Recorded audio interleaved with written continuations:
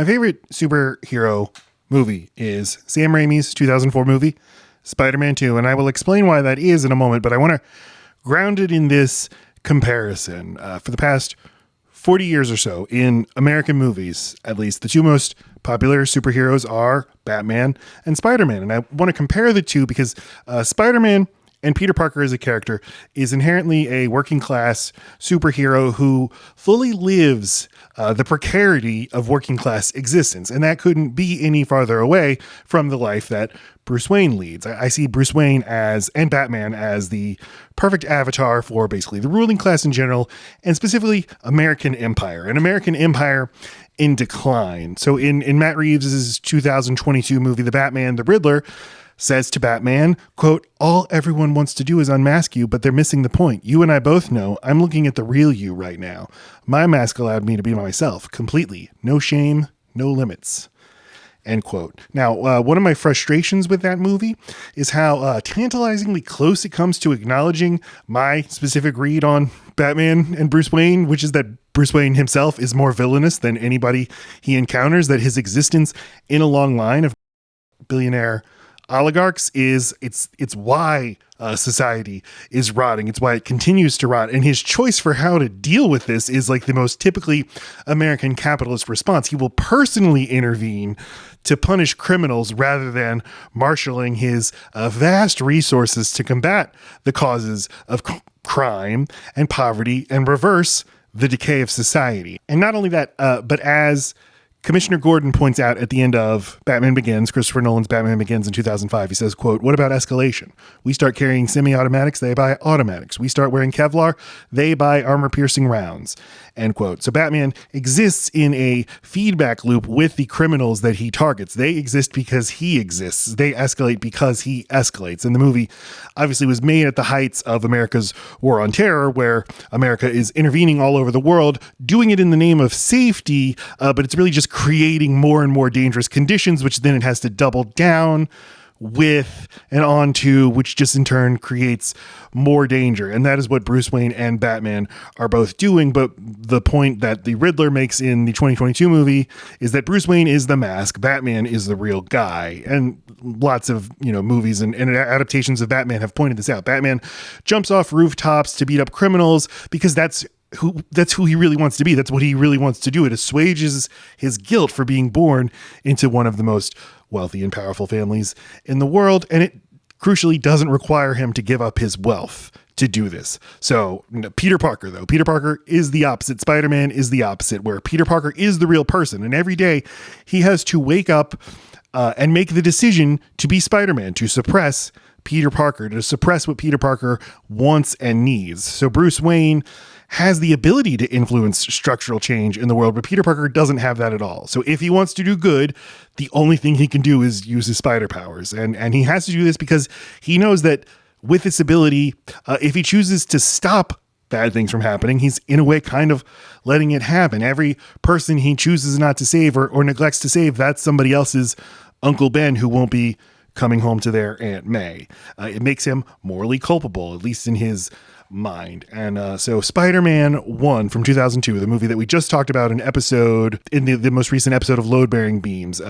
Check out that podcast. You can hear us talking about it for 2 hours with our friend Smash Trivia John. But I want to turn my attention now to Spider-Man 2 from 2004. Again, my favorite superhero movie. And this is a movie where Sam Raimi really interrogates this decision that Peter makes. And it drills down, interrogates it even more, shows how much the decision hurts Peter and hurts him every day. So in Spider-Man 2, we catch up with Peter, and he is struggling to make pizza deliveries on time.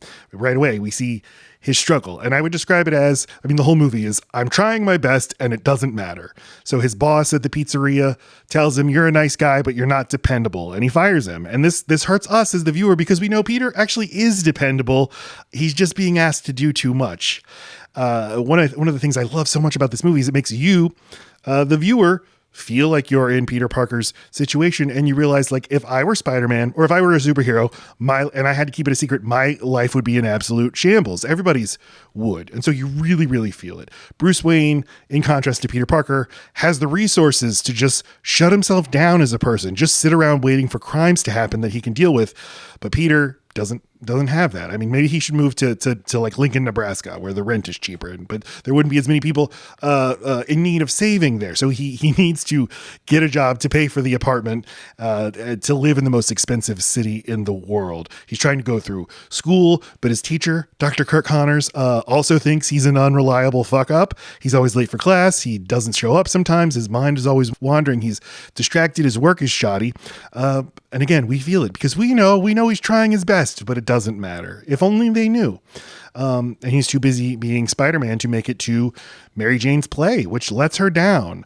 But she, of course, can't know how hard he's trying to be there for her. All of this takes its toll on Peter Parker. And as a result, his spider powers become less reliable. And at a certain point, they stop working altogether. And the movie never explains why exactly this happens. And I love that. I love that it doesn't explain it, but it's easy to read into it. It's a metaphor for depression because he is doing such a bad job of taking care of himself, of giving himself what he as a person needs. And that is love, support, friendship, rest.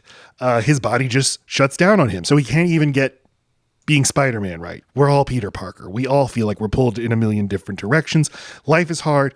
It's overwhelming. It's scary. It's dangerous. It's precarious, but we are trying our best. But it doesn't matter that we're trying our best. We're trying really, really hard to do one thing right, and then trying to focus on that one thing causes us to neglect other things in our lives, to do other things badly, or to neglect the people in our lives, or ultimately to neglect ourselves, and then our spider powers stop working on us.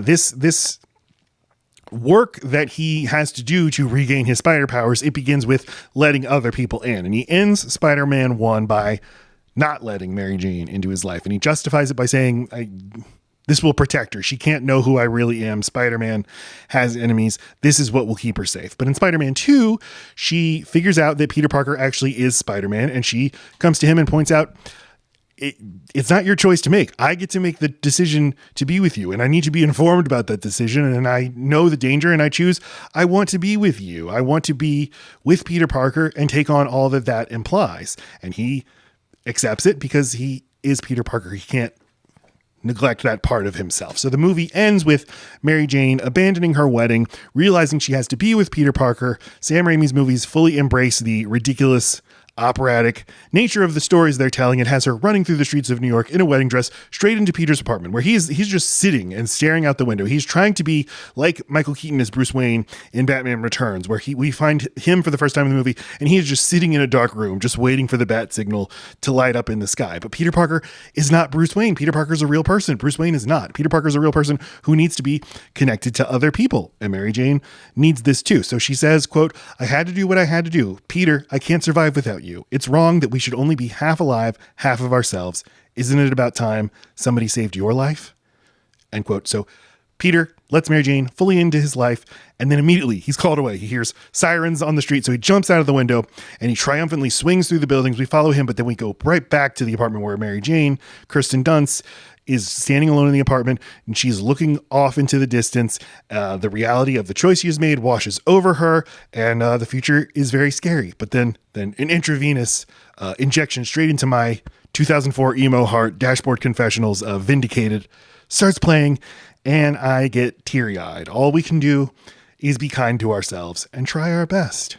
I think Sam Raimi's Spider-Man movies are so great because they never stop being about Peter Parker and Mary Jane as people, and looking at their lives as real people, dealing with ridiculous situations, but dealing with ridiculous situations as specific people. And in art, what's great about art is the specific becomes universal. The more somebody seems like a real specific person on screen, the more we feel like we are those people that we're seeing. And Spider-Man 2 gets this more correctly than any other superhero movie I can think of. It is about Peter Parker dealing with failure. And the next movie, the sequel, would be Spider-Man 3, which is dealing with Peter Parker having to confront being a success. And I also love that movie. And I hope I will get to make a video explaining why I think that movie's so good at showing Peter Parker struggling to deal with being a success. Until then.